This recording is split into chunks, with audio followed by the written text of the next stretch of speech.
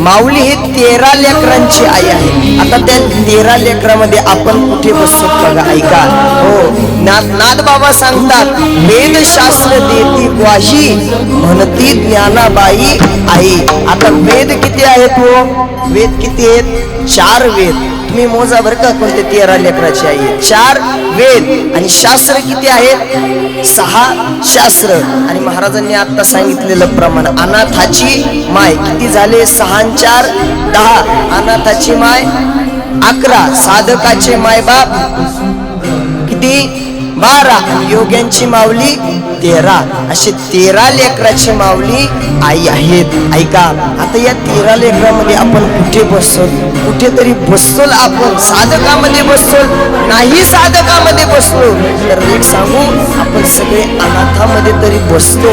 आणि लोक सांगतात की महाराज आम्ही अनाथ आहोत, पण एक सांगू, या जगात कुणीच अनाथ नाही.